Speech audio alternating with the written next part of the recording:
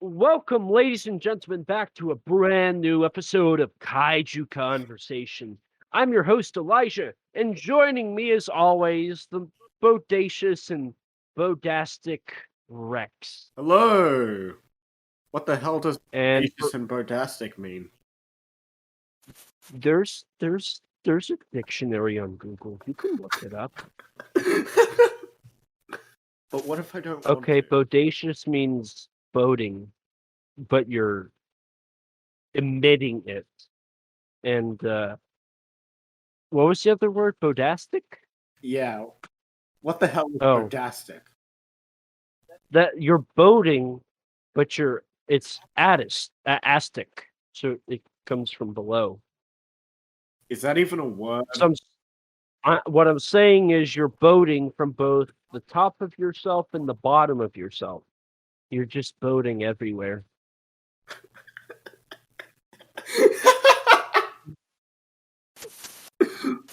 What the hell? So, hi, how are you? Outside of the comments, Doing pretty good, all things considered. you sound better. Yeah, since I finally figured out how to get my microphone working, since the mic gain on the microphone itself, the physical knob that I just turn apparently doesn't work on my Yeti Nano for some reason, so I had to install the software. But anyways, A lot of fun with I'm still I still have the $60 microphone that I spent too much on, but it's got a nice arm. I like the arm. To be honest, the arm is my favorite part. it's got a lot of nice staticky noises on my end. Oh, I see. But like the arm is kind of cool because I can adjust it. Like now it's a little closer to me. My mouth. I don't know if it's obvious, but it is. I mean, my microphone is just on my desk. Yeah, if I got a Yeti, I would find a way to retrofit it into this because I like being able to. You can buy like arms for the Yeti. Oh, I can buy an arm. Can I use the arm I currently have? Because I spent $60 kind of only on the arm. I don't know, but you can get arms for the Yeti. I'm gonna have to look into getting an arm for the Yeti. Dude, the arm is what makes it feel professional. I'll agree with that. I feel special because I have this. I have a third arm and I feel special. Besides the new microphone, what else is new? Have you watched any kaiju or tokusatsu? God, I'm trying to think. It feels like It's been a while. Yeah. Yeah. It's been almost a month actually. Yeah. What have I been watching? I've watched some Garo. I finished the second series, Makai Senki. I don't remember if I mentioned that last time. And I watched the epilogue movie to that. I started the third Garo show, and I'm struggling to get through it. And what else? I've watched Godzilla Singular Point twice. Yeah, that came out. that did come out. And I'm almost done. I still have 4 episodes. And I'll probably watch it on Monday or Tuesday. I see. So that'll be fun. I'll say you get a treat on the next episode you watch. You'll get a treat with the soundtrack. Oh goody. Actually no, this isn't a Singular Point review. I was about to go into stuff, but this isn't Singular Point. That's down the road. So a lot of Garo, it sounds like. A bit. Yeah. Anything else? There was something else I watched that was Tokusatsu, but I don't remember what it was. Oh. Well, outside of the 2 films that that we may or may not be covering today. Oh yeah. Oh, I was yeah. We'll get to that. That's awesome. Garo is something I need to get into, but I need to buy season 1, volume 1 on Blu-ray, and the cheapest one is $150. Yeah, isn't that nice? Not doing it. Neither am I. I I no. I love the first Garo series. It's almost perfect, not quite, but almost. I love it. But I'm not paying $150 for half the show. Mm-hmm. Yeah. As for me, I staying kind of on the Garo thing. I watched Cyber Ninja, Kita Anamiya's first film, before he did Garo, which I want to cover on here because it's got a very awesome historical factor that nobody talks about. I won't talk about it here because that should be for the episode we cover on it whenever we do. So I watched that. I watched Kibakichi 2, finally, which is a sequel to Kibakichi, which is like a samurai action yokai movie. They made 2 of them. Kind of cool. I see. Trying to think here. Watched 9 episodes of Godzilla Singular Point. What else have I seen? I watched One Missed Call, the first one, directed by Takeshi Miike. Oh, you did? I finished I did. I watched the Ring quadrilogy, so Ring, Spiral, Ring 2, and Ring O. That was a journey. Kind of interesting, kind of cool, to be honest. It was my first big jump into J-horror. Yeah. That was awesome. I did want to watch the Ring movies. I need to get the Arrow set. That's what I really... You do. It's got a good commentary from Callie. So, yeah. Let's see. I watched Kawaidan, a 60s J-horror film. I love the title Kwaidan. I like saying it Kwaidan.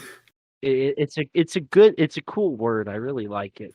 Very art housey, very quiet, very long, but I enjoyed it. I did. Invisible Man Appears. I might have mentioned that last time. Trying to think here. What else have I? Pulse. I watched Pulse. Oh yeah. I watched a little bit of Goemon. I couldn't finish it though. What else? I already talked about Returner. Was that everything? Trying to think of what's on my DVD shelf, because I got that's where I watch everything is from my DVD shelf. Monster Seafood Wars, maybe I've watched that since the last time I've talked. I don't know. I think you might have brought that up one of the previous recordings. I could be wrong. Executive Koala and the Rug Cop, though. I watched those. Those are Kawasaki films. I was about to ask. Yeah. And that's about it. Tetsuo 2 Body Hammer, probably I haven't mentioned yet. Yeah. But yeah, so I've watched a good selection. Yeah. And I hope to watch some more. Especially with the announcements that came out recently for Ultraman 80, the Star Ultraman, and Snake and the Silver-Haired Witch. Yeah. Really excited about those. Bit of a shame that that there aren't HD transfers of 80 or Star Ultraman, though. Yet. Yeah. 80 does have one, but it's airing this late summer, fall. So a little late on that one. And I don't know about Star Ultraman. But I was talking to a friend of mine earlier today, and the thing about them is Mill Creek's talking about reissuing Ultra Q and Ultraman with the new like HD transfers that they've done recently. So I Huh. wouldn't be surprised if they announce an Ultraman 80 reissue next year. I can definitely see them doing like a reissue of 80 on Blu-ray if there is a HD transfer of it. Especially if the DVD does well. Yeah. If the DVD does well, they'll definitely put it on Blu-ray as soon as possible. Oh yeah, definitely. Which is cool. I'm excited to because next year, if everything goes correctly, so the two notice this, the two Ultraman DVDs are September. Yeah. You still have like December. We have nothing in December. Now, let's see, August, October, November. So that's 3 months. And it's been, when did Leo came out? Leo came out in May. Okay. And then it was a month between Leo and the two Ultras. And then July 3 for that. So yeah, we could see something in December. Hopefully. Or January. Which will be probably, is it Mebius before Mega Monster Battle? Yeah. We'll probably see a Mebius announcement, but I think Mebius also doesn't have an HD transfer. I saw that somewhere. I think it's Mebius, Nexus, 80, and Star Ultraman do not have Blu-rays yet. Yeah. Which is scary because I want to see Nexus. And if that's not on HD, I'm going to be a little sad. Yeah. I mean, Nexus still looks good in 480. I thought it was 720. I watched it on Crunchyroll and it was in 480. Ah. Hopefully that's just Crunchyroll. Hopefully. So yeah, a lot of Tokusatsu. It's been a while, so hopefully you guys don't mind that we kind of took a little bit more to talk about that stuff than I think we usually do. Yeah. But as Rex said it earlier, today we are covering not one, but two films. Whoa. Damn. The reason for this is initially it was only going to be one, which was Howl from Beyond the Fog. But I was talking to Rex and I said, yeah, it'll be shorter than our typical, recordings. And I was like, wait a minute. There's other kaiju short films out there. Yeah. and I was like, why not do a double feature? I mean, total they add up to an hour. So it's a feature length. So we can have a episode length recording talking about these two films.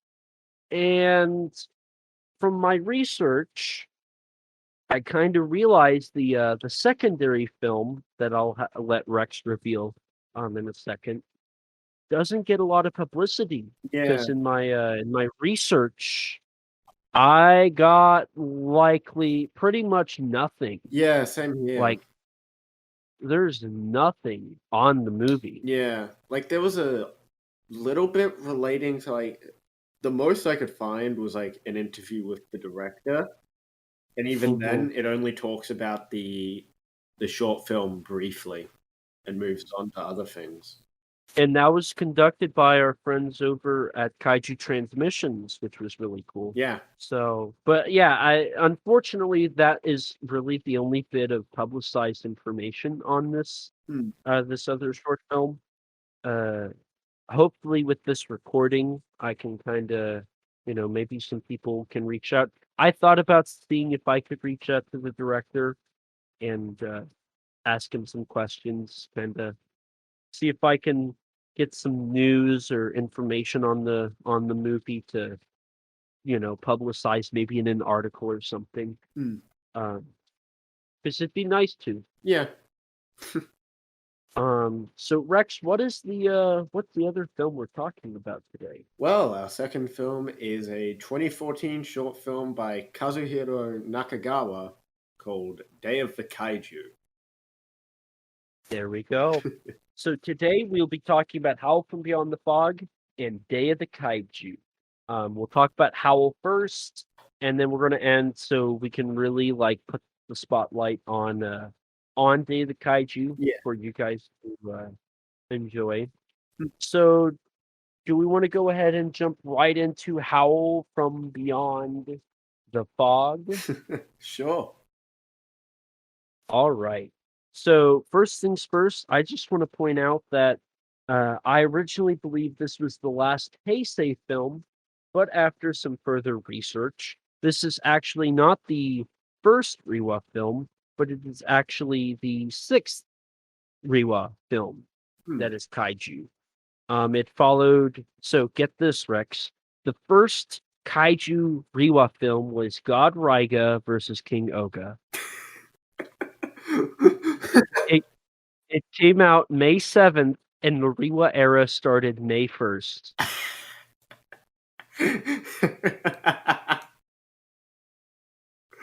And guess what the second Reiwa film was? Godzilla? Godzilla King of the Monsters. You want to know what the third one was? Go ahead. Pokemon Detective Pikachu. The fourth one was the Ultraman Taiga movie. The fifth one, now granted this did premiere in 2019, but the release date I got was for August. Attack of the Giant feature. Ah, your favorite. Yeah. And finally, we've got Howl from Beyond the Fog. And I think this was actually the last kaiju film of 2019. Oh. Oh, yeah. Didn't it come out around like November, December? November. Yeah. November 24th, 2019 was its release date. Yeah. And actually, the only other film, a kaiju film from 2019 was Ultraman R&B, the movie. So, not a whole lot going on in 2019, surprisingly. So, with that, interesting how it took us a few movies to get in two good movies in the Reiwa era. Back to back, in fact, Attack of the Giant Teacher and then Howl from Beyond the Fog. Just to really start us off, this film was directed by Daisuke Sato. I think I pronounced that right? I'm pretty sure it's probably like Daisuke. Daisuke? Yeah. Daisuke Sato. Yeah. He also designed the kaiju in this, Nebula. He had worked previously on Godzilla, Mothra, and King Ghidorah, Giant Monsters All Out Attack, Ultraman Mebius and the Ultra Brothers, Gamera the Brave, and a few other things. I think Ultraman Max was on there, and Final Wars. That's right. So yeah, quite a nice little it's got resume. Got a good filmography. Small, but yeah. But this was his first time being a director on a longer film. Because, and this is, I got a little surprise for you, Rex, because I don't know if you did the research on this. So, obviously, we know that Howl from Beyond the Fog was inspired by The Foghorn by Ray Bradbury, right? Yeah. That book is still copyrighted. So, this isn't an adaptation of that book. It's an adaptation of a short film. Really? Directed by Daisuke Sato. Oh, is that the what was it, 2006 or 2007 short? 2007, The Foghorn, directed by Daisuke Sato. And I did some hard looking, and I just sent you a message.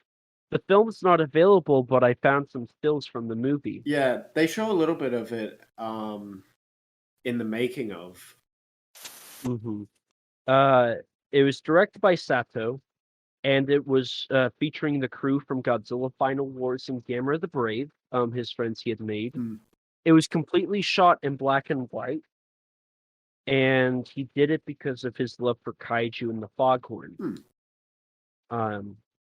As I said, this is unreleased.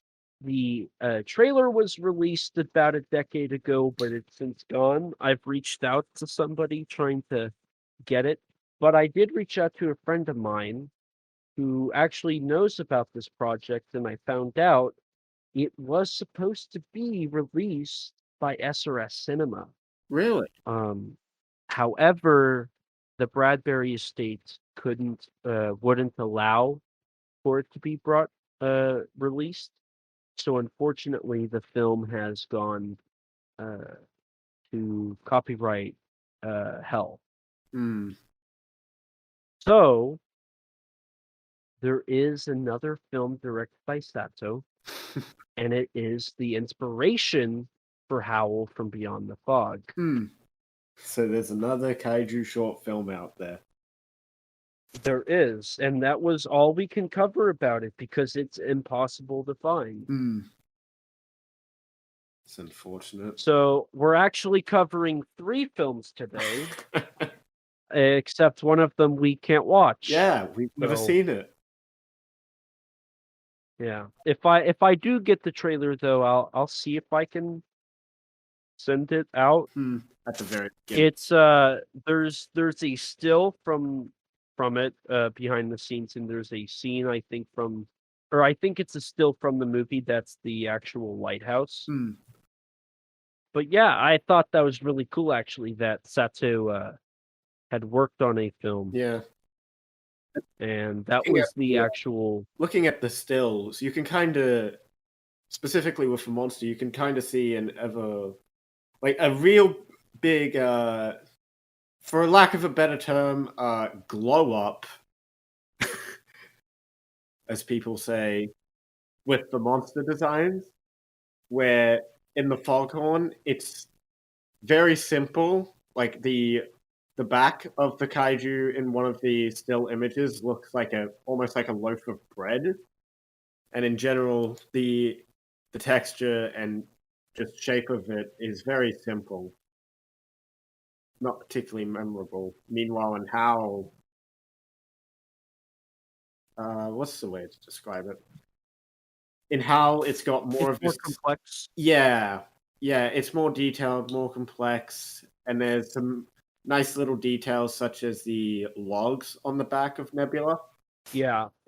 I think Howl is better. I mean, Yeah. overall from what I've seen. Yeah. But the fact that Sato directed the only direct adaptation of the Foghorn, and it's Tokusatsu, and it's filmed in black and white, is remarkable. Yeah. I really wish the Bradbury estate would allow it to be released. Yeah. Because honestly, there's one blog on it, and the blog is broken. I had to dig it through Tumblr to get the stills. The video's gone. It's the only information I could get is it's 20 minutes long. Yeah. It's unreleased. It was directed by Sato. I have the cast and crew. I can look for that if you're interested. It was shot in black and white. Production started in the early 2000s and ended in 2007. It was done because he loves the Foghorn and the Godzilla films. Yeah. And that's it. That's all the information. So that's really cool. That's really cool. Yeah. Hopefully, somehow in some way, more light comes to the Foghorn over time. It's a Lost Kaiju film. Yeah. And it sucks because, like, even I don't think John LeMay's big book of Japanese giant monster movies, The Lost Films, covers it. Because it's so low profile. Yeah, I think you're actually right about that. So I just this might become my new obsession because the film looks good. It looks like the first take of Howl from Beyond the Fog. Like an early draft of sorts, if you will. Yeah. And I love it. And I think the story is so sad of the actual Foghorn. I think it's so sad of how the actual story is. And I'd love to see an actual proper version of the book turned into a movie. Hmm. So this is like a gold mine for me. Oh, E.T. I found a trailer for it. Are you sure? Yes. Oh wait, really? Yes. Did he release it? It's Oh. unlisted. Oh, it is? Yeah. Okay, let's watch this. It is. Okay, we're watching this in real time. Okay. I really feel Howl from this. Yeah.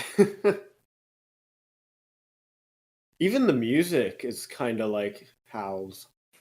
I just got goosebumps. Oh, this looks so good. Oh man. Yeah, I really hope somehow, some way, we get to see the full short film. I don't know how, but God, that looks I'm really cool. on the Twitter feed when this gets released. I'm going to be talking about this. Oh, that looks so cool. Yeah. Oh God. Hmm. So, and I will, for anybody listening, I will post the trailer. I'll put it in the show notes. I'll put the bit that says link to Foghorn trailer. Yeah. So you can watch this. I'm going to, just in case, because it is unlisted, there might be a reason for that. Yeah. If Sato's listening to this, We love open your up a work. Kickstarter. We will pay you. We will pay to get this released. Please give us money to pay for the rights to release this. I would give them $100. Like no questions about it. I would totally help get it released. It looks. It's not as well done as Howl, but you can tell it's done for lower budget and probably less people too. So for what it is, it looks quite nice, and I really want to see it. Mm-hmm. And I'm surprised nobody talked about it after the film came out or the Howl came out, Yeah, because it's on the bonus feature and it's the first thing on there. yeah, And it it is. might be because people kind of, because I initially I was like, oh, okay, cool, whatever. But then I was like, wait a minute, a 2007 hold up. And then I went back and I was like, okay, I gotta look now. And so I dove on Google for it. Yeah. And initially, the blog I went to was like it was one of those like shady websites, and my Google was like, "You cannot go here." And I was like, Yeah. "If I have Those. to delete you, I'm going to, but I'm getting on that. You're not stopping me. I need to read about Yeah, this." I don't. And I I did. don't care if I get a virus. I need to. I need to know what is this? Yeah, and honestly, I was like, "Oh my god, I need to see this now. Yeah, Looks so cool." Well, that's all I got to say about that. I think we spent a good amount of time, more than you were expecting. more than I was expecting. I was expecting us to just kind of like gloss over it. Yeah. But I'm happy we didn't, because it needs to. I guess this is like the We're paying episode more where we're attention. highlighting some smaller stuff. So that's good. I mean, who knows? It maybe somehow us bringing attention to it will inspire someone listening to put forth the effort to, I don't know, get it released or find more information on it. Wishful thinking, but you never know. I think I'm friends with him on Facebook. I might reach out to him.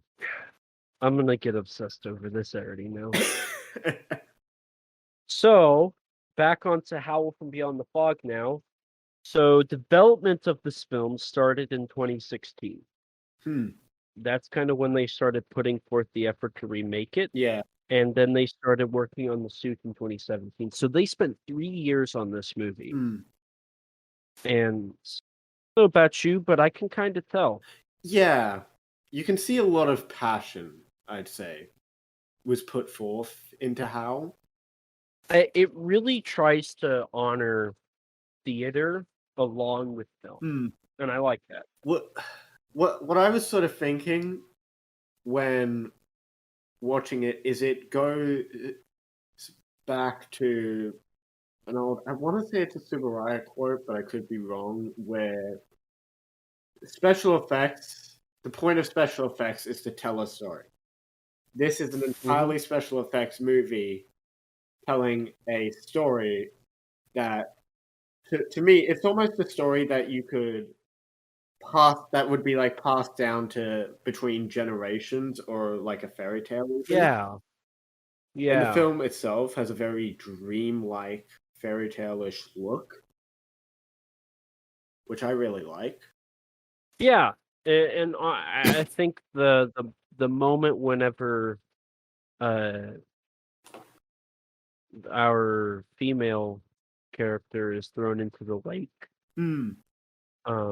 I think during that sequence when we kind of Yeah. see what I think that really hammers in that dreamlike state to an extent. Hmm.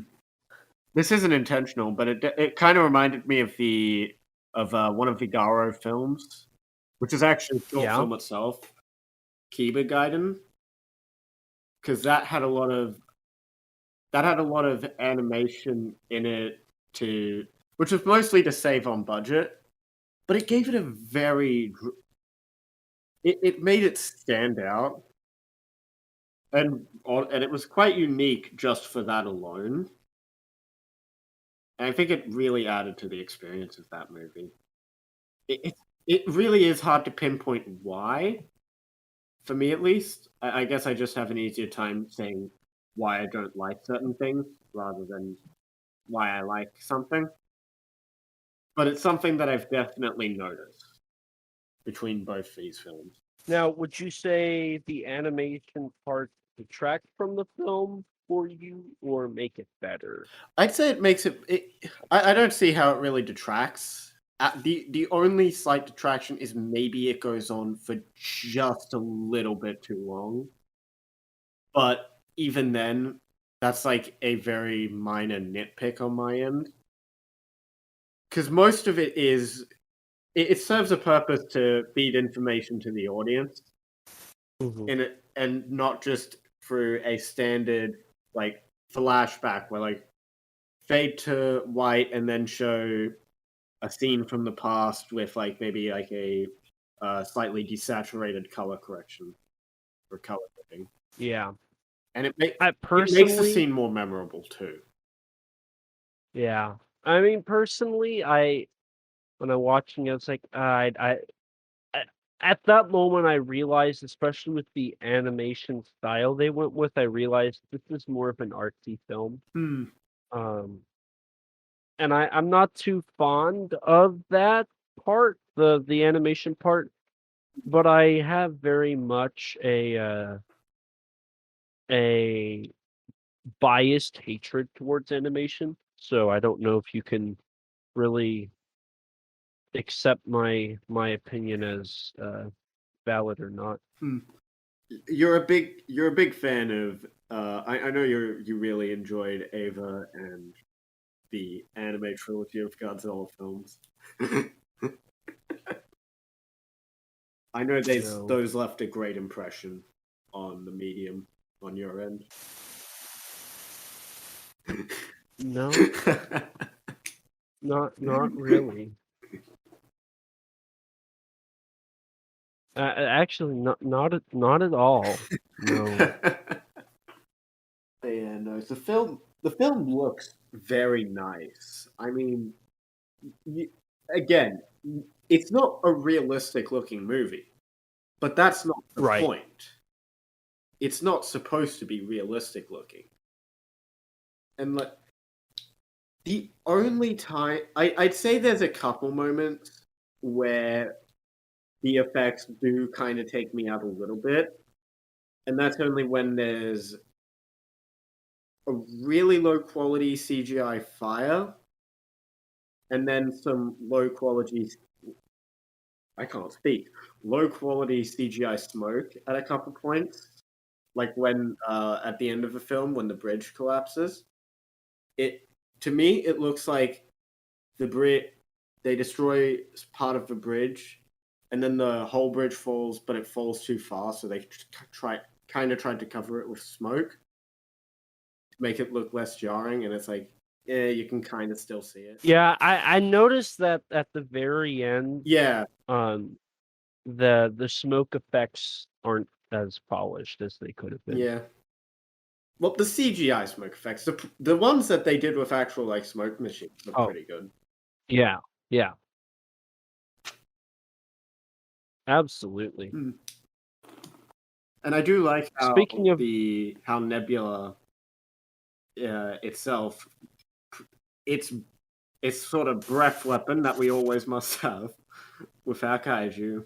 How it is smoke. I think that fits perfectly with the aesthetic of the film. yeah, I really like how he breathes in the fog and then lets it out. I think that is really cool. Yeah. Now, speaking of the effects, we need to mention the big thing attached to this movie. Yes. The effects and the suit making, it was not necessarily designed, but the making of the suit was supervised by Izo Murase. Yes. I think I pronounced that name right. Hmm. And why is he special, Rex? Well, E.T., he is a Japanese suit maker who worked with Toho on the sculpt. He started by working with Toho on Varan the Unbelievable as the sculptor of Varan, and he went on to sculpt Mothra, King Kong, Matango, Godzilla multiple times, Gamera, Yongary, Imagine, and many other kaiju. You forgot the most important one. What one? The mighty Peking Man. Yes, he did that one too. Which is really awesome. Not the Peking Man part, but the Murase attached to this. I mean, the guy is in his 80s. Yeah, something like that. Yeah, which is really awesome. And the fact that after this he decided to direct his own film is even cooler. Rush of the Gods. Because him and Sato are working on Brush of the Gods coming out this year, apparently. It's either this year or next year. I wouldn't be surprised if it's in November because, even though Howl was in production from 2016 to when it came out, it didn't start filming until January of 2019. Yeah. Which was only a mere 10 months before it came out. Yeah. So if this is a short film, it probably is coming out like December, November of this year. Yeah. We'll see. But we should be seeing a trailer. Honestly, it should be any time. That's why I think it might have been delayed a bit due to the production budget setback. Which was unfortunate. But the test footage looks really goddamn good. I've chosen not to watch it. You haven't seen the test footage? I've chosen not to because I saw still, and that still sold me on the movie. I don't need to see the footage. Honestly, it's one of my most anticipated because it looks it's got the same vibe as Howl, but more. It's got more of a color palette with green, and I like that.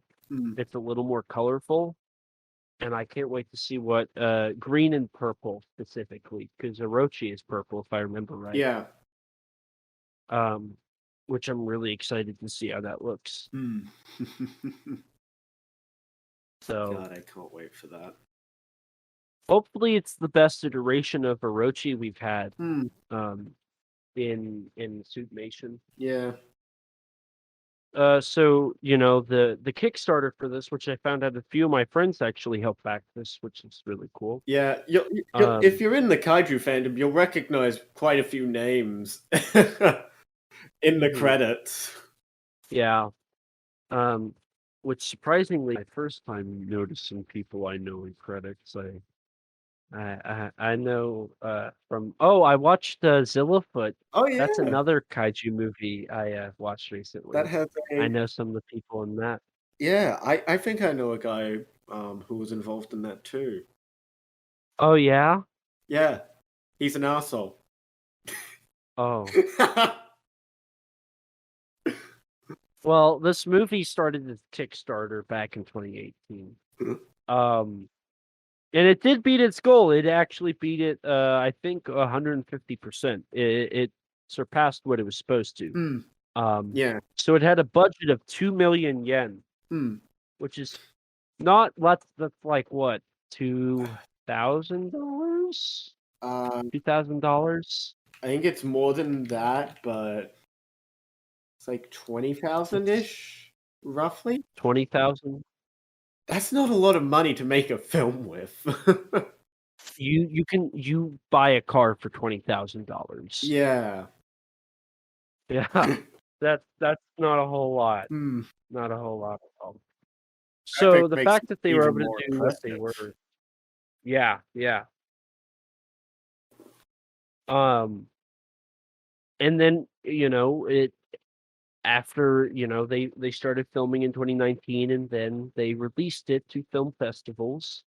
And then 2020, SRS Cinema picked up the rights to it Hmm. and released it on Blu-ray and VHS, with a new Blu-ray coming out and the DVD coming out in July of this year. Yeah. So, New cover and everything. mhm. Awesome Matt Frank artwork, which you can see at our beautiful, beautiful podcast square, and a typical DVD cover that looks more like a ripoff of King of the Monsters, but I digress. Yeah. But overall, like that's really the history behind this film. Hmm. Um, but I'm happy it is. It's nicely publicized. Hmm. Uh, Sato had a interview with Benjamin Chaffins, who's been on the podcast. Oh yeah. Um, he's John LeMay covered this in his book. Hmm. Um, and there's a great 35-minute bonus feature on the Blu-ray that talks about the making of, which is pretty thorough. It pretty much Yeah. gives you a good idea of how everything worked. I mean, it goes from what? It goes from the foghorn to To convention, 2016 when they started working on it, to their suit design, to convention. Hmm. all that. Yeah, Just all the way up until pretty much its release. yeah. Hell, you even get to see Keizo Murase at G-Fest. Hmm. Which I remember that. I remember that very well. And there's also I was something I also noticed in one of the conventions. I think it was the Tokyo one, where in the background you can just see advertisement for the Ultraman anime as well as the Blu-ray for Gridman, and you just see a Gridman suit, and it looks pretty awesome. I just noticed that, and I was like, "Yo, is that Gridman?" Yeah, you sent me a message and I had to laugh. So, and that making of is great. Like I said, it's literally all the key points you need to know up until its release. Oh yeah, definitely. Um, and honestly, you get that. John LeMay's book talks about the release, and so does Wikizilla somewhat. So you got the release, Hmm. and then if you kept up to date after that, I mean, it was pretty simple. SRS got the rights, Yeah. and they released it. It is their best-selling Tokusatsu kaiju film. Hmm. It sold so well they sold out and they had to Release reissue. it. which is awesome. Mm, Um, so this is easily their biggest film, their most successful film, and I love that. mm. Now, I think we've pretty well discussed the production, Yeah, but we have absolutely ignored our thoughts on the film, which I mean, you know, we've only kind informed of danced information. around it, really. Yeah. So Rex, what's your first of all, what's your history with this movie? Well, I do. I have like a slight history of it where like I remember just browsing YouTube and seeing a video. It might have been Titan Goji's video. I could be wrong. Hmm. About this short film called How from Beyond the Fog. Never Hmm. heard of it before. I was like, oh, what's this? Watched that video and got really, really interested in the film Hmm. because it looked and sounded pretty awesome. Gave it a look up and Yeah. oh, what do you know? There's a Twitter. What do you know? It comes out soon. And yeah, I've been sort of following it. Was following it for a little while. Wasn't really much I could do with following it since it was coming out in Japan and didn't get its Blu-ray here in the West until 2020. But it was still Hmm. really cool seeing all the photos and behind the scenes stuff. Since they've got all the making of on the Blu-ray, but Hmm. you can find sections of it on YouTube, and it was really cool seeing. Hmm. I know that Matt Frank, uh, who has drawn multiple posters for it, got to go inside the Nebula suit, which Hmm. I'm absolutely jealous of, and I'm sure everyone Hmm. else would be. Sure. Now you said that you own two SRS releases. Was this your first one or was this your second one? Well, the thing is, uh, technically both of them are my first Okay. because I pre-ordered both Howl from Beyond the Fog and Conga TNT. Which one did you add to your cart first? Probably Howl because that was the one I was most interested in. I see, I see. So this was your technical first SRS release too. Technically, yes. Awesome. And I have both posters, which I'd love to hang up at least one of them sometime. As for me, I had I didn't know anything about this. Hmm. Unlike Rex, I don't watch Kaiju YouTube. Hmm. Uh, I only found out about it because it was on Twitter. Hmm. My friends, had reposted stuff about it. Um, and I was like, wait a minute, that looks awesome. Specifically, the shot of Nebula. It's a low angle shot. It's a dolly shot too in the film, and it's where he's walking through the city with the Yeah. low angle. That shot just kind of stuck with me, and I Hmm. was like, wait a minute, what is this movie? And so I watched it, or I watched like a little clip, and I was like, I'm sold. And so I just waited and heard so much about it until I heard that SRS was releasing it, Hmm. and then I ordered it from SRS, which then my copy got delayed and lost in shipping for 3 weeks. Oh, that's right. Because I remember like And I remember going like, "Hey, all of my EP, friends, have you seen Howl yet?" all of my friends, actually, one of my friends also had this problem, but everybody else had their copy and had watched it. I'm over here like, I I want I want to watch the movie, and I watched the movie. And every day every morning and every night I would check that USPS shipping label tracking, and it had not moved from California. And I emailed Ron. I was like, Ron, you gotta help me. It's not moving. I want a Howl from Beyond the Fog. And Ron, the guy over at SRS, amazing customer service, had me sign a agreement that if I did get that release, I would ship it back to him and pay for the shipping. Hmm. And he would send me a replacement copy with the posters, Hmm. free of charge. Hmm. And within a week, I got it, and I watched it, and I loved it. Did you end up getting the second copy or no? No, Oof. no, it still says it's shipping. Damn. In like a year, it'll come to me. It'll be like, oh, guess I should send this to Ron. Now send it his way. So that's my history with this movie. Hmm. And then of course I conducted research for this podcast, Yeah. highlighting some indie films, 3 of them to be technical. So that's a lot of fun. Hmm. So I guess I think our thoughts are kind of bleeding through a bit. Yeah. So Rex, what do you think about this film exactly? Well, as I said earlier, I really like this film. It's got a very I really like the dream the dream or fairy tale like feel and aesthetic of the film.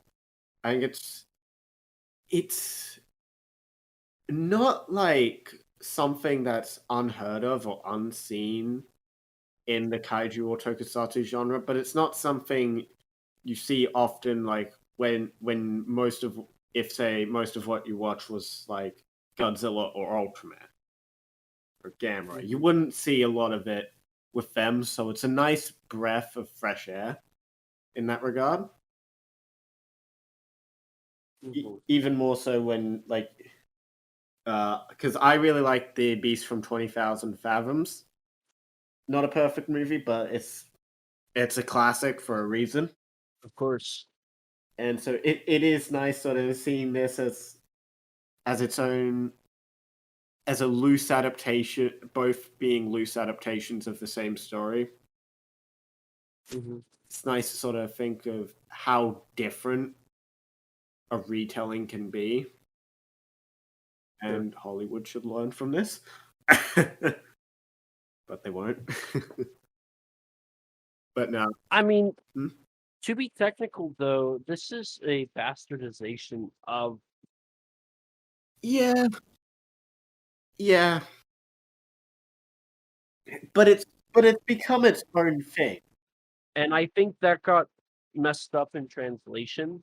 Hmm. I think what people are trying to say is it's an adaptation of a 2007 film called The Foghorn Hmm. that's based off of the Bradbury story. Hmm. Yeah.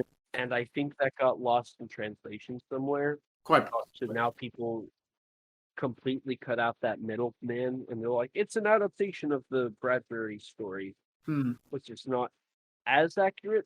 It's obvious he took inspiration, Yeah. but it's not actually what the film is. Yeah. But yeah. That's why there's no credit to the Bradbury estate. Yeah. Yeah, overall, I really enjoyed this film. I actually think I might have enjoyed it more on rewatch. I did too, Yeah. because the doll puppet stuff is hard to really like get over. It's really jarring. I mean, it's not the first. It's not even the first kaiju short film to have puppets. Like, probably isn't the first, but Kaiju Bunraku. I don't know if you've ever seen that, but it's like it's a short film about Mothra, Oh yeah. and it's got puppets and all that. Puppets. It's done in the traditional Bunraku style of, I want to say, stage/puppet performance. It's really weird if you are not familiar with that style, because I had never heard of Bunraku beforehand, but it's also kind of cool seeing it. It's very unique amongst the kaiju genre. Good. So yeah, it was a little less jarring seeing Howl, but seeing it again makes it even less jarring since you're already Uh, used to it. yeah. For me, at least, the puppet thing, I automatically think of Starfleet, or also known as X-Bomber, with the TV show Yeah. that was Japanese.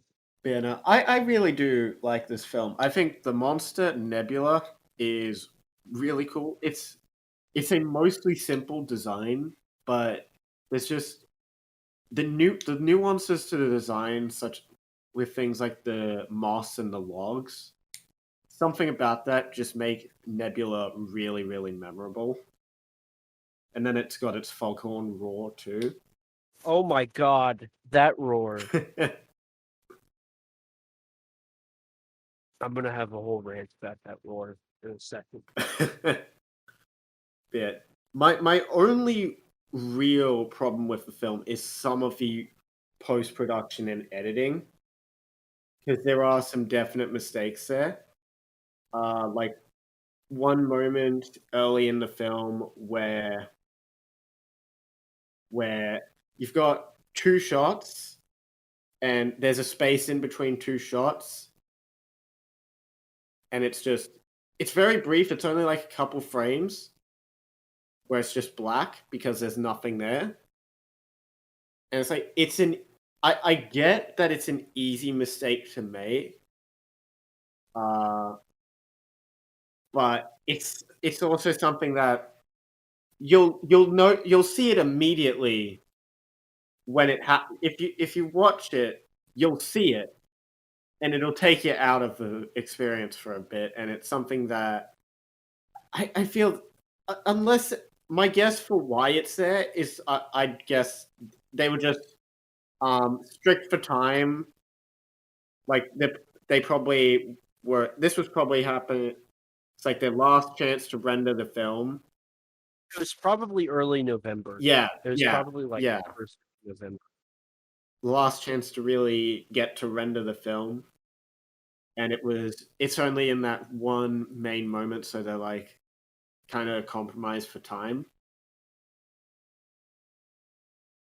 But yeah. And then, of course, some of the CGI smoke and fire effects I mentioned earlier. You know, I don't mind it so much with the fire. I think the fire it looks dreamy, it looks cartoony, but I think it adds to the narrative. Hmm. It's for me the actual smoke effects, the CGI stuff is a little jarring. Yeah. But that's where my biggest complaint comes from. Hmm. So what's this little rant about Aurora? Oh yeah. So okay. First of all, the soundtrack is really good. I love the soundtrack. Oh yeah. And the miniatures are really, really good. Like the I can't give you a bad thing about them. Hmm. Um, everything about Nebula is really good. I love his design. I love his execution. But my favorite, and this is a first. This is like an only time. My favorite thing about him is the roar. Hmm. It's a roar that if you sit back and you think, okay, what should a monster sound like? The Nebula roar is exactly what it should be. A haunting, alarming, loud, strong, echoing roar. Hmm. If I heard that and I was walking through the woods, I would freak out. It's so haunting. It sounds like a foghorn. It sounds like something that if played loud enough, I could easily believe. Oh, you'd shatter someone's eardrums with it. It's such an eerie sound that Hmm. when I hear it, I immediately think danger. Yeah. And it's when I think about it and hear it, I get goosebumps because I kind of get into that feeling of dread. Hmm. It's such a haunting sound. Yeah. It's so rich with the unknown, Mm. and I love that. I absolutely love that. Yeah. Because that's really what Nebula is the unknown. He's apparently the mountain lake god, Yeah. Something like that. and his roar really helps him with that. He's loud, he's strong, he's booming, but he's unknown. Nobody knows about him. And even in we don't even get a good explanation for why he exists. Yeah. And it's such a haunting sound to a monster we know nothing about Mm. that shrouds himself in fog. It's so interesting and so awesome. Yeah, no. And it again, with that sense of danger, it adds a real atmosphere. It helps with the atmosphere of the film and Nebula and the aura sort of around the monster, Oh yeah. especially during that first scene. Honestly, this is one of the best kaiju films of the 2000s. Oh, definitely. Objectively speaking, I think it is the best. Mm. Personally, it's not my favorite, but it's easily top 5. Yeah. I think it's SRS's second best film they've put out. Let me guess what the Obviously. first best is. Yeah. Does it star a giant teacher? It does. But like, it's such. It's a gem that I could see in 30 years from now, like Criterion putting out. That is And high praise. I do. I think it's artsy enough. It's experimental in a way with its animated style, during the film. Hmm.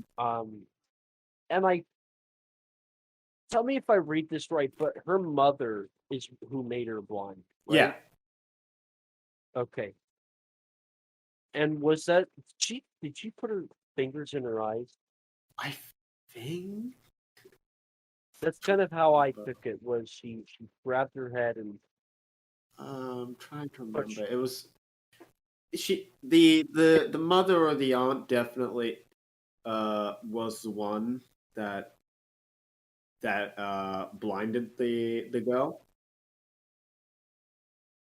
like whenever I watched that for the first time and I was hearing that part and seeing it with the animal face, like, oh my god, this just took a hard right turn to darkness. But it was it really, I think, puts you in the moment of, okay, so this girl has gone through a lot. The monster is like the only thing that's treated her nicely. Didn't they Because her also aunt say just that locked her up in a. Didn't they also say that the girl's mother had seen the monster as well? Probably, I think they did. Yeah. Because like her aunt just locked her up. Yeah. Her mother made her blind. Everybody else wants to kill her. Until her cousin. Yeah, when AG comes around, then she's got another person. But until then, she's kind of left alone, except for the monster. Yeah. And isn't the monster blind too? Wasn't that kind of the? I don't think they do. I don't remember if they directly say it. I don't think they do, but I've read somewhere that he is. I mean, you could argue that it's visually implied with the monster's pupils. Because they're very white. Yeah. So that probably it. Again, don't remember if they say it, but that probably was the intent. Honestly, the movie's really good. Yeah, we can just boil down our thoughts to go watch it. Buy the Blu-ray. Buy the Blu-ray. It's great. The making of featurette's awesome. Yeah. Um, How the soundtrack's great. How From Beyond the Fog is a movie that makes me want to get up and make my own movie. Mhm. And that's what I really, really like about it. Plus, I think it shows that modern day effects can still be challenged with the smaller scale stuff, and I like that. Yeah. Again, for such a small budget, it looked really nice. Mhm. I think almost every aspect of the film is an A plus. Yeah. But I don't think it's perfect. Yeah. I will say this: there is something about it that when it's over, you're like, it's missing something. It's not major, but it does feel like something is missing from the story. Yeah. I wish it could be extended a bit because I feel like there was something missing. It's hard to pinpoint what it is, so It might be the aftermath, to be honest. maybe.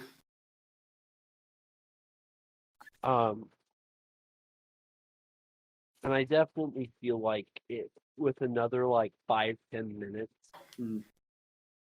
it could be well. Oh, I think it could even be Well, improved with like another, even just like 1 or 2 minutes. possibly. But I think if they pushed for more of that 30-minute mark, I think it'd be better. But even still, it's great. Go watch it if you haven't already, and if you have seen I'd it, give it watch it again. exactly. I'd give it easily a 4.75 out of 5. Oh yeah, I'd give it like an 8 or a 9 easily. I think 9.5 is my out of 10 it'd be. So I would definitely recommend. Go watch it. It's a good movie. Very good movie. But I guess segueing now, if you're still here, thank you. The next film and the last thing we're going to be discussing today is a 2014 short film. Yeah. Directed by Kazun. How do you say his name? Kazuhiro Nakagawa. Kazuhiro Nakagawa. Yeah, that's how I say it. Okay. Called Day of the Kaiju. This same director, and this is why I'm surprised it's not talked about. Yeah. He worked on the Godzilla vs. Evangelion 4D ride. He worked on the Awachi Island video, Attack on Titan 1 and 2, the live action films, Shin Godzilla, and he directed episode 9 and 10 of Ultraman Z. Yeah. And didn't he also This guy has a great resume. Didn't he also do the Eiji Tsuburaya Museum short film? He might have. I think he might have. So it's like this guy's got a great resume. 3 Godzilla products, 4 actually, 4. Yeah. Ultraman and Attack on Titan. How does this guy not have this film more publicized? Yeah, I mean, I'd never heard of it until one of the episodes of this podcast from like last year when you briefly touched upon it.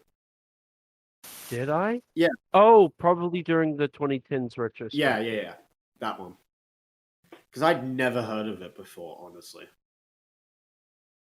I'm happy I've been an advocator to bring it to more light. An interesting thing about this film, it's on YouTube. That's how it was released. It's put on YouTube with English subtitles by the director, which is really weird for this type of film. But hey, it's available and it's full with subtitles by the director. And it's It's free. it's free. Go watch it. It's free. Go watch it. I'll also put a link to this in the show notes. Yeah. Um, but an interesting thing is the Day of the Kaiju is more like 3 months of the kaiju, Yeah. and the kaiju's barely in it, Hmm.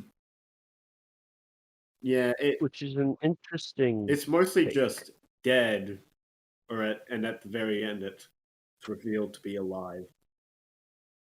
So if you were going to watch it, spoiler Oh alert, yeah, whoops. it's okay. It's been out for a few years. That's true. That's true. Plus it's pretty well like hinted at throughout the film. Yeah, I mean, I guess the whole point of it is that it's alive. Hmm. The film was made directly from the Fukushima disaster, out of frustration, the director said, of how the Japanese government would not like do anything about it. And here's another example. They know there's a problem, but they just want to get it over with. Hmm. So they gloss over everything and they're just like, say it's okay and move on. Yeah, and I was very interested when I first saw this by the aspect of the government just wanting it to be over with, not really caring of the actual ramifications, and just trying to manipulate the experts to just say what they want them to say. Mhm. That was really interesting because that's something that does happen in real life. Yeah, I was about to say that's kind of relevant right now, Yeah. politics aside. Making the experts say what you want. Hmm. Especially when there's Hmm. money involved. Yeah, Hmm. and I thought it's obvious this did inspire Shin Godzilla. Yeah, like there's a shot in the Mhm. film where it's from the perspective of a computer monitor where you can see all the characters trying to squeeze and get a look at what's on the screen, and you see a little bit of the screen overlaid on top. Yeah, Shin Godzilla directly took that from this film. Yes. Which should make sense because Shinji Higuchi actually is one of the people who promoted this film. He helped him get it shopped around to different festivals, and obviously he worked on Shin Godzilla as a second assistant director. Plus Attack on Titan. Mhm. So yeah, they took this from Shin Godzilla, or Shin Godzilla took this from it. Yeah. Um. So you know, I think they knew what they were doing when they put in Shin Godzilla because it is an interesting take for a shot. Very claustrophobic, very chaotic, I think, which I think kinda is supposed to represent what is going on at that time. You know, they're looking at stuff and they're describing the kaiju, or they're looking at the DNA of Godzilla, and it's a little crazy what they're looking at. Yeah. So I think it fits the mood that they're trying to convey. Yeah. But the film is extremely character focused, which I really appreciate that aspect. Yeah, I mean, again, the kaiju is it's the main plot point of the film. It's the thing that drives the film, and the fact that it's dead or not really dead is what drives everything that happens. But you don't see it much. Right. Now, that was because of production Oh yeah. budgets, but Oh yeah, definitely. but an interesting thing is you don't hear a lot because when a kaiju's dead or looks dead, it's pretty much everybody agrees it's dead. And then that's pretty much what happens, and that's why it's always a big surprise to the main characters when it comes back in the third act. But in this case, it's always like, is it or is it not? Let's debate this. Yeah. Which is kind of an interesting take for me. Yeah. I don't see that a whole lot. I personally imagine that it was probably an idea spawned by limitations, because limitations breed Yes. creativity. Oh yeah. And the only other kaiju film I can think of that takes any sort of similar approach is Shin Godzilla, which is not subtle about taking clear influence from Day of the Kaiju. Right. And I mean, at the time when this came out, Shin Godzilla was in its second draft, I think. Its first draft was in 2013. Yeah, I think you might. Yeah, I think you're right about that. So I wouldn't be surprised if during the rewrite of the second draft, so it might have been the third one, Higuchi stopped and watched his friend's film, and then he was like, "You should be a part of our movie we're making. Can we take some notes from you?" And he took that inspiration and put it into Shin Godzilla. Probably got Arno to watch it too. Probably. Arno probably did watch it.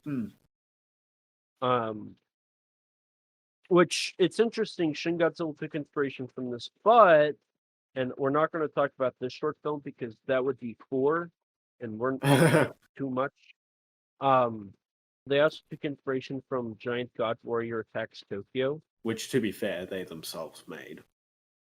They made that, but that was from 2013. And there's obvious visual cues taken from that. That was actually Studio Ghibli film. Yeah. So a very, very interesting live-action Studio Ghibli film. That's Kaiju. Well, I'll probably add that to the Shin Godzilla video or episode, to be honest. Kind of like a bonus. Yeah. Because these short films, I think, need a little more highlights. Yeah. But Day of the Kaiju is very interesting for its approach. It's very original for its time, and it's very interesting to see it come from a short film that's minutes long. Yeah. And the unfortunate part is that's really all the information. Yeah. Like on it. Like the most, like even with the monster, the most we can really say on it is that it's a whale-like creature that was killed by the Japanese military, washed up on shore a month later, and then it wakes up at the end very briefly when the facility that's being built around it is completed. And its design, it has tusks on its design that are cued from Gamera. That's about it. That's about all I can say on the film, which is a bit unfortunate that we don't really know more about it. Right. Actually, I think this was the interview that our friends over at Kaiju Transmissions did. Yeah. I think. So, yeah, and it's a little sad because, like we've been saying, it influenced Shin Godzilla. Its director has worked on multiple Godzilla products. Yeah. In the last 3 years. He should direct his own Godzilla movie. Yeah, actually. I that could actually be interesting to see. Because from because I've seen the Godzilla vs Evangelion info, and I've seen clips from of the Awaji Island. Yeah, and those are really cool. I'd love to see the Eiji Tsuburaya. I'd love to see more than just a trailer of that. Right. Because that looks awesome. Do you recall Ultraman Z 9 and 10? I vaguely remember. Was episode 9 the one with Bolton? Or no, episode 9 was the one with King Joe, and episode 10 was with Barossa. Oh, those were actually episode 9 is really good of Ultraman Z. Yeah. It was honestly one of the best episodes in the show up to that point. And the Barossa episode was all right. Not as good, but still all right. That's good to hear. So, I mean, he's got great stuff. Yeah. And he's got a good future. Both of the directors that we're highlighting today have bright futures if they continue, to be honest. Yeah. I'm sure both you and I would really like to see them do more work. Oh, yeah. I know Crush of the Gods. I don't know if Nakagawa has anything in the future, but he's been working with Toho. You know, maybe if Toho wants to do a new Godzilla film, they could always bring him on. I'm sure Higuchi would put in a good word for him. Yeah. So that's good. And I mean, it's an in-house director too, since again he's done previous Godzilla projects and was an assistant director for Shin. Right. So I could actually see that being possible. So overall, would you say this is as good as Howl, or what would you? Or actually, first, I guess you did say your history with Yeah. this. So what's your thoughts on this film? I don't think it's as good as Howl, but I don't think it's quite fair to compare them because they're two very different movies with very different goals, stories. Since Day of the Kaiju, it's about the monster, but it's not about seeing the monster. It's about the question: is it alive? Is it dead? Where Howl more focuses on a girl who's blind and has a strong connection with the monster. So I don't think it's quite right to compare them like that. I would say I prefer Howl, but I do I like the message of Day of the Kaiju. I do think it's an important message because these things that do happen, facts get sacrificed for money. And unfortunately, people do too. Yeah. And then, of course, I also really like Shin Godzilla.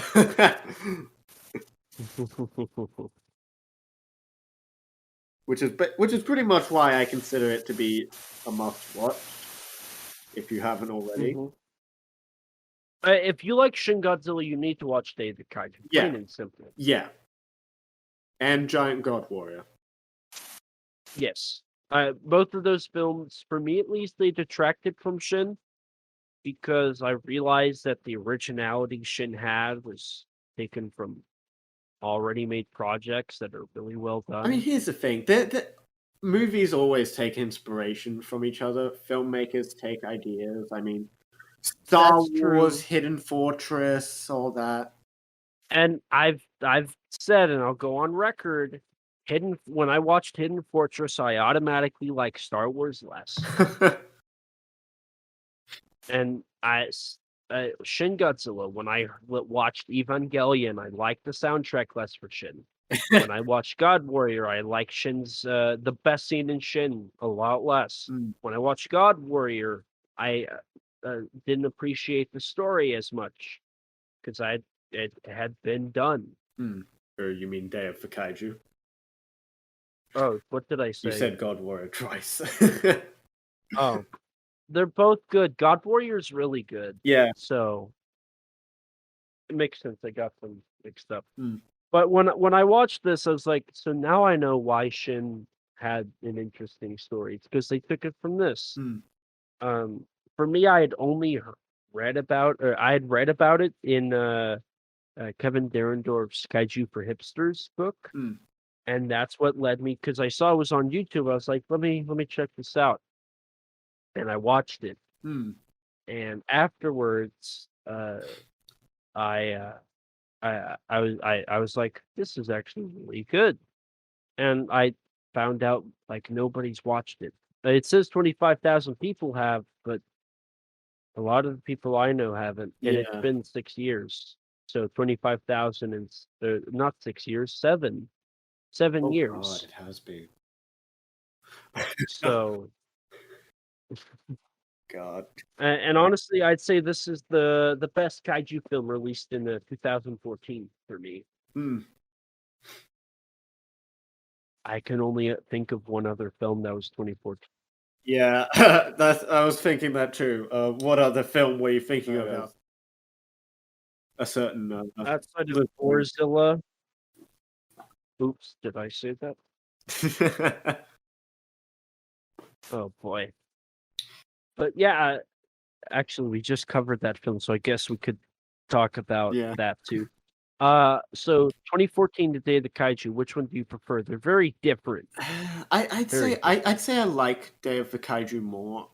2014 is the one I'd rewatch more, but that and have rewatched more, but that's because it's Godzilla.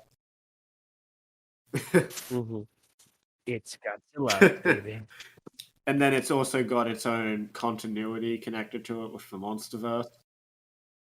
Yeah. All right. So out of 5, or out of your rating system, what would you give Day of the Kaiju? 7 or an 8, I'd say. 7 or 8? Yeah. I'd give it 3.5 out of 5. Hmm. It's good. Hmm. It's better than average, Yeah. but it's not like remarkable. Yeah. After watching it, I didn't reconsider my life or anything. Yeah, it's one of those where I watch it, I enjoy it, but it's not something that changes me. But that's not a bad thing. Right. It's not as bad as what it could be. Yeah. It could be far worse. So overall, um, which film do you prefer? And then we'll wrap it up with linking since we are actually 3 minutes away from 2 hours. Dear God help me. Um as I said earlier, I'd say I probably prefer Howl. I mean, I gave it a higher rating. Yeah, So fair enough. so yeah, Howl just kind of clicks better with me, and even on top of that, I think I'd just find Howl a bit more entertaining. Yeah. For me, Howl, definitely it's more of a traditional kaiju film, Yeah, and I like traditional kaiju films. yeah, How Day of the Kaiju is more of a. It's one of those movies that you'd see at the beginning. Like it's to get people interested, but it's not the main event. Hmm, Howl from Beyond the Fog is more of a main event title, I think. yeah, Overall, like both are great. Both are hidden gems in the kaiju community. yeah. I wish Day of the Kaiju got more notoriety. Hmm, I hope it gets picked up by like SRS or somebody. hmm, Because it definitely deserves it. yeah. Again, hopefully, by some miracle, someone listening to this episode goes, "Hey, I'm gonna check this out," and maybe they're the person that discovers all the hidden secrets behind Day of the Kaiju. Who knows? That is true. Because this film has bare minimum, Exactly. and it needs more. It needs a lot more. Yeah. Just one conversation, one Kaiju Conversation. Oh Good. God. Could bring this film into the light. God damn it. So now that we've talked out, I think we've milked both of these pretty much to the most we can. Oh yeah. So Rex, now that we've pretty well talked these films to the most, where can people find you if they want to ask you more questions about these two films? Well, you can find me. Firstly, you can find me on YouTube as Rex Xeno. Recently passed 800 subscribers. Let's go. On Twitter, I am at Rex underscore Xenomorph. On Instagram, I am Rex underscore Xeno. And you can, I do some writing. You can see some of my work on thatkaijublog.wordpress.com, or even I recently started contributing to the Tokusatsu network as a writer there. Or contributor there. So, yeah, really cool stuff. I've done on that Kaiju blog. I did an interview with Alan Maxon, the right head of King Ghidorah and Godzilla, King of the Monsters. My most recent article was about the production of Godzilla vs. Charles Barkley. But not gonna lie, doing this podcast episode makes me kind of want to write about a certain the Foghorn and Howl from Beyond the Fog. So who knows? Maybe look out for something about that in the near future. I'd definitely be interested. Well, that is our awesome editor slash. Oh yeah, I also edit the podcast. Oh, that's awesome. What podcast? I don't know. It's kind of lame. It's called Kaiju Conversation, something like that. Oh, I thought you were going to say Kaiju Weekly or something. I was going to say, yeah, that they're pretty lame. I had to find a way to punch my friends in the guts somehow. Stab them. We're gonna find out if any of them listen to me, because if they hear that, they'll send something. If they don't, Now what if they do hear this, but they hear you saying what you're saying right now and decide, okay, screw you. I'm not sending you a message. What then?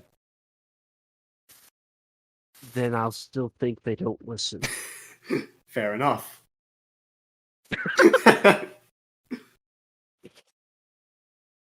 No, but we like our friends over at the Kaiju Weekly. In all seriousness, we do like our friends over at the Kaiju Weekly podcast. Travis and Michael are cool guys. As for me, you can find me on YouTube at ET13 Productions. I don't post a lot because I don't have editing software or a computer. Oh. I'm about to hit 200 subscribers. Somehow Rex is better than me, probably because he has a computer and editing software. What can I say? But I You're digress. welcome. Oh, God. But I also have a Twitter at ET13 Productions for my official account. I also have a personal account where I post whatever's on my mind. It's at ETE Thomas 1975. If you want to listen or follow me and hear whatever's going on in this big brain of mine right now, that's a great. Don't laugh. I'm going to laugh at you. It's my job to laugh at you. No, your job's to edit the podcast and not get paid. Yeah, but so it's not really a job. But if I'm not going to get paid, then I'm going to laugh at you. And you're just going to have to deal with it. You're fired. No. But anyway, cut that part out or something.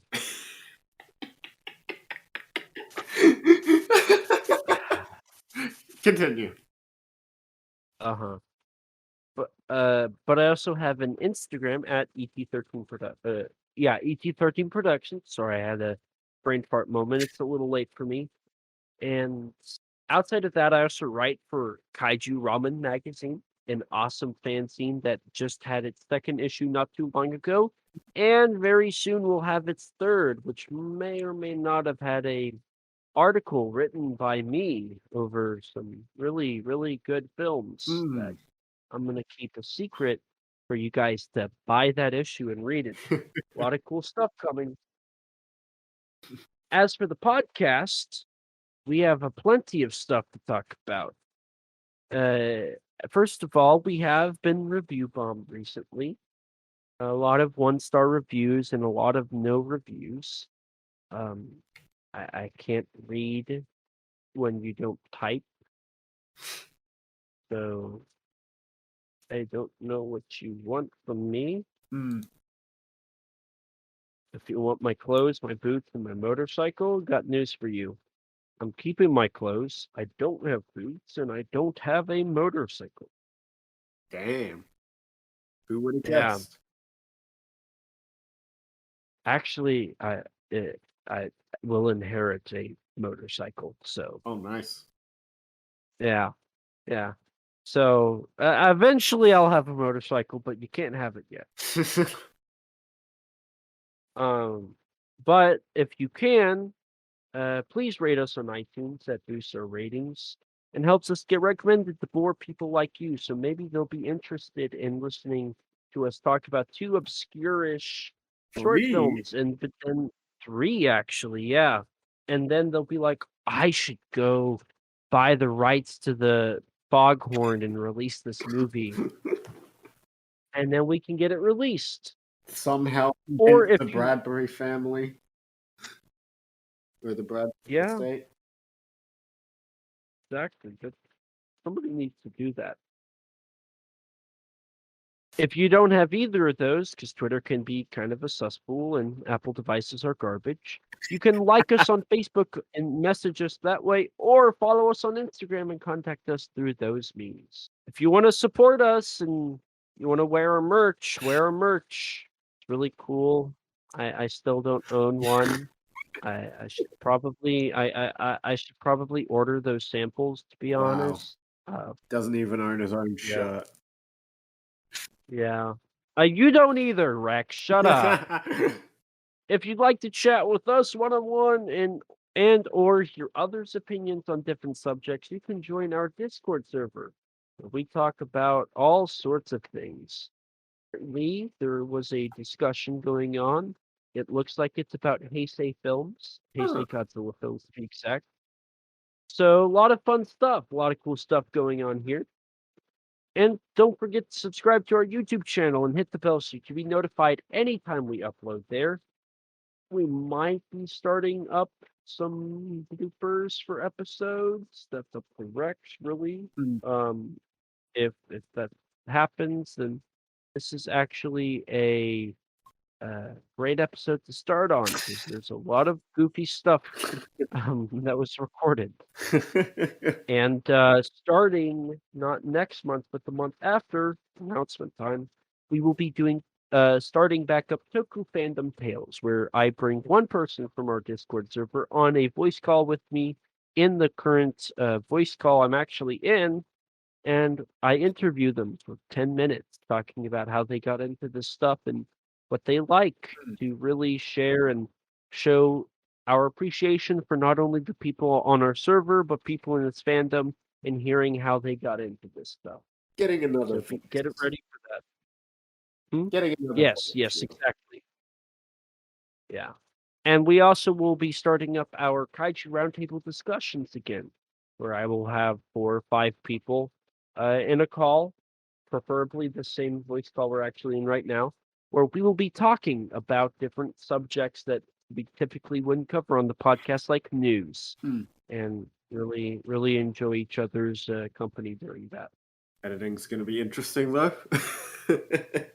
Oh yes, very interesting. I wonder how many language things we have to blur out. Last time wasn't so bad. Yeah.